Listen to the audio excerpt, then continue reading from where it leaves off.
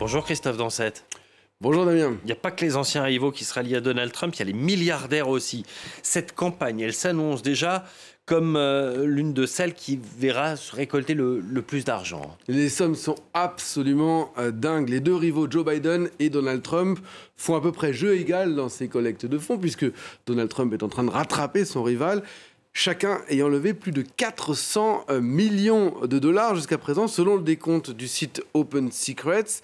Mais 400 millions de dollars, c'est déjà 2 fois plus que ce que Donald Trump avait levé à la même période lors de la dernière campagne présidentielle il y a 4 ans, campagne qui s'était déjà soldée par un record absolu de récolte de fonds, 2 fois plus que lors des campagnes de 2016 ou de 2012, en raison principalement d'un changement de système de contribution. Et les choses se sont accélérées ces dernières semaines, notamment depuis la condamnation de Donald Trump lors d'un procès à New York.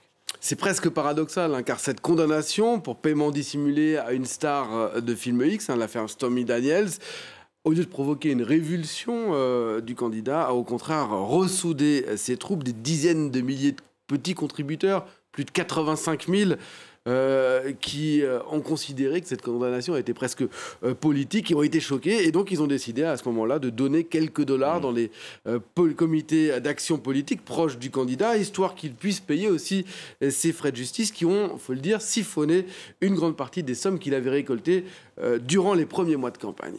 Et puis il y a eu un deuxième événement qui vient booster encore plus ses contributions. C'est évidemment la tentative d'assassinat, ces images, ce point levé qu'on a pu voir et qu'on va voir là en images, comme appel au don. On ne peut pas faire mieux en publicité. Et là encore, ce sont des petites gens qui ont répondu à l'appel, mais aussi un certain nombre de milliardaires, à commencer par Elon Musk, qui, selon le Wall Street Journal, vient de promettre de donner pas moins de 45 millions de dollars par mois jusqu'à la fin de la campagne, soit, si on fait le calcul, à peu près 200 millions de dollars jusqu'au mois de novembre. Et il n'est pas le seul. D'autres milliardaires, comme le mania de la finance, Bill Ackman, qu'on n'a pas ici sur ce graphique, ou encore l'un des financiers majeurs de la Silicon Valley, Ben Horowitz, qui prévoit aussi, lui, de donner, Ben Horowitz, qui fait partie du carnet d'adresses bien fourni de J.D. Vance, le choix de Donald Trump pour la vice-présidence. J.D. Vance qui a fait toute sa carrière dans la tech, et on voit là à quel point c'est important en termes de finances de l'avoir à ses côtés. Avant eux, d'autres milliardaires qu'on a vus en image là, comme Paul Singer, le patron du fonds Elliott Management, ou encore Steven Schwarzman, qu'on voit ici en haut à droite, le patron de Blackstone, l'un des plus grands fonds d'investissement américains, se sont tous ralliés à Donald Trump. Et alors pourtant, ces dernières années, les milliardaires faisaient souvent le choix des démocrates.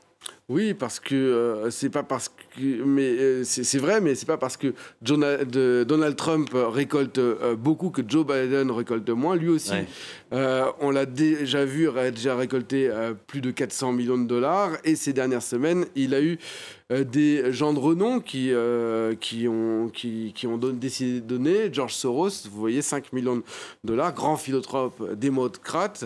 Il y a aussi Eric Schmidt en bas à gauche, qui est le cofondateur de Google, comme quoi dans la Silicon Valley et dans la tech, il y a encore des soutiens pour les démocrates, pour Joe Biden.